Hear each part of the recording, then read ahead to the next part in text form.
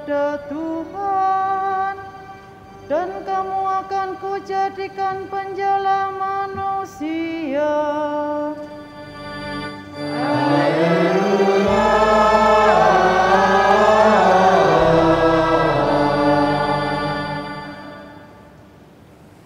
Tuhan bersamamu.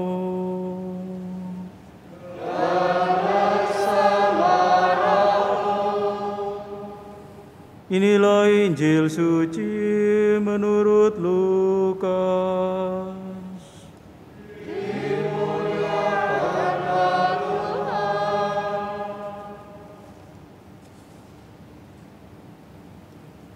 Sekali peristiwa, Yesus berdiri di pantai Danau Genesaret.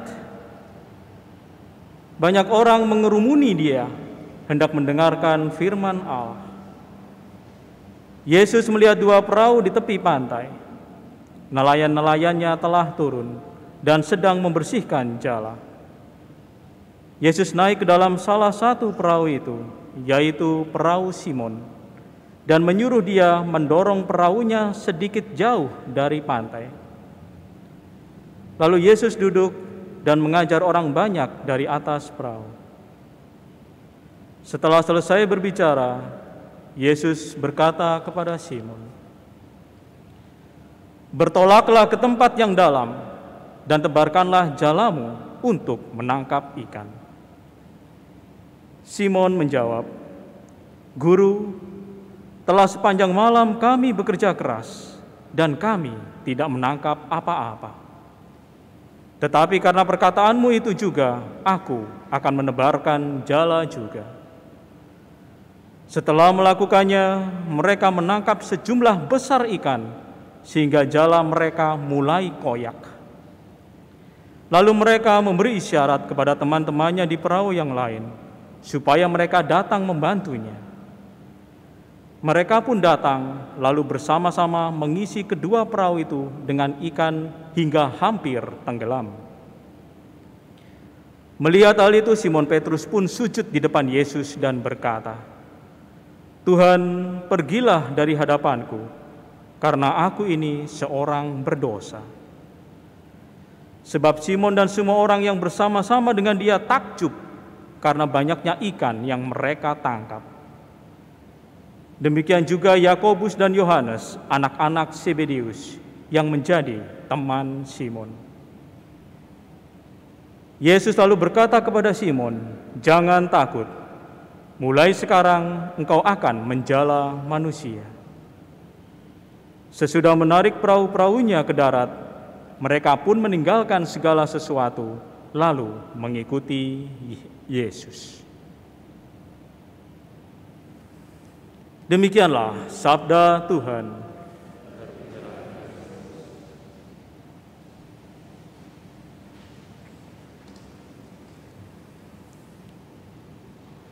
Saudara-saudari yang terkasih,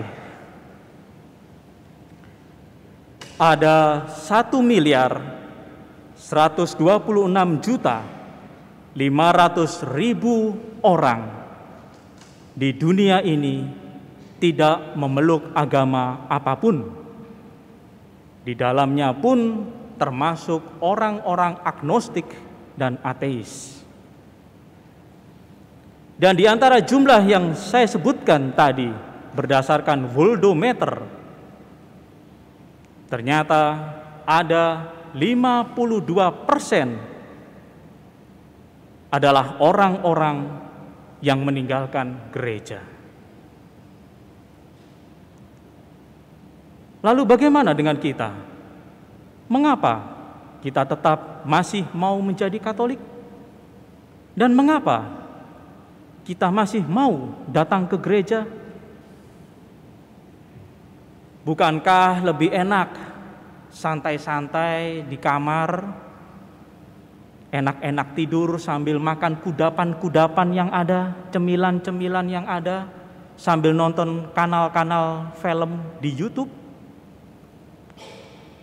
Bukankah juga lebih enak berjalan-jalan di mal atau tempat wisata? Lebih segar mata melihatnya. Atau juga bukankah lebih asik apabila kita melihat aksi atraktif dari kelompok K-pop, entah itu Blackpink, BTS, apalagi Seventeen, Twice, Girls' Generation, gitu kan, Mamamoo. Di situ banyak sekali artis-artis yang ganteng-ganteng dan cantik-cantik. Bukankah lebih enak menonton itu berlarut-larut berjam-jam? Kita melihat Jimin, Jungkook, Jisoo, siapa lagi? Lisa, ya, Nancy, Suyu. Lebih asik, mata lebih bling-bling gitu kan, bening, dibandingkan datang ke gereja, lihat romoe elek, jemblung, bikin ngantuk, wah wis bosen nih pol. Lebih asik kan kalau kita ya mencari hiburan-hiburan yang seperti itu. Nah, mengapa kita tetap mau datang ke gereja? Sebab kita datang ke gereja bukan untuk mencari hiburan-hiburan duniawi yang ada. Kita mencari penghiburan demi ketentraman jiwa kita. Kita datang ke gereja untuk bertemu dengan Tuhan Yesus, menyambut Tuhan Yesus yang sungguh hadir nyata di dalam gereja. Dan Yesus yang dulu 2000 tahun silam pernah datang, tetap datang lagi secara nyata, hadir, ada bersama kita dalam rupa sakramen Maha Kudus. Kehadiran Yesus sungguh nyata dalam Ekaristi, sakramen Maha Kudus. Ketika kita melihat sakramen Maha Kudus, tubuh dan darahnya itu, itulah Yesus Kristus. Dia sungguh ada. Dan itulah yang hendak kita sambut. Dan apa yang bisa kita lihat dan kita yakini bahwa itu tetap eksis sampai sekarang. Nyatalah bahwa banyak hal-hal ajaib yang terjadi melalui Ekaristi yang ada. Kita mungkin bisa melihat bahwa sesungguhnya Tuhan tidak membenci internet. Tuhan tidak membenci HP. Tuhan tidak membenci gawai-gawai laptop gadget yang ada. Justru Tuhan memakai itu sebagai sarana pengudusan. Bukti konkretnya adalah Beato Carlo Acutis, anak muda yang masih berusia 15 tahun, memanfaatkan internet untuk mewartakan keajaiban Tuhan, bahwa dia meliput 136 mujizat di seluruh dunia dan mengadakan pameran-pameran yang ada dan memasukkannya ke dalam website yang ada. Dan apa yang terjadi setelah dia meninggal dunia di usianya yang masih muda 15 tahun, 10 tahun kemudian ketika kuburannya dibuka, kita temukan jasadnya masih utuh. Tidak ada di dunia ini agama manapun di mana Allah memeteraikan manusia dalam keutuhan jasad secara nyata. Hanya kita temukan di dalam Katolik. Dan itu ada di dalam Santo Santa yang kita yakini, di mana kita semua pun mencecap nama baptis kita semua berdasarkan Santo Santa yang ada. Dan nyatalah mereka para kudus, jajaran yang kita imani dan kita yakini, bahwa mereka semua hidup hadir di hadirat Allah, selalu menyambut Ekaristi Kudus. Mujizat-mujizat yang ada di mana Yesus Kristus menjadi Yesus hostia. Ada hostia yang sungguh menjadi daging dan berdarah, tetapi tidak busuk, bahkan awet sampai sekarang setelah ratusan tahun. Itu menandakan bahwa Tuhan sungguh hadir, nyata ada di dalam sakramen Maha Kudus. Apa yang kita ragukan lagi?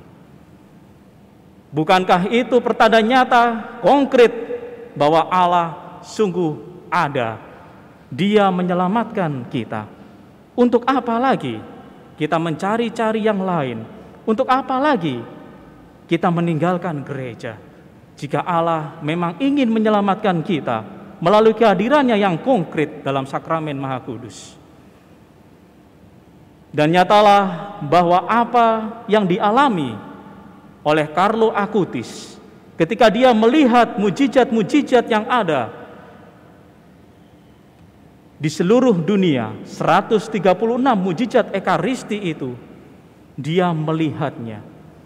Dia kagum, terpikat oleh Tuhan Yesus yang maha ajaib itu, dan kemudian terlibat di dalam karya keselamatannya.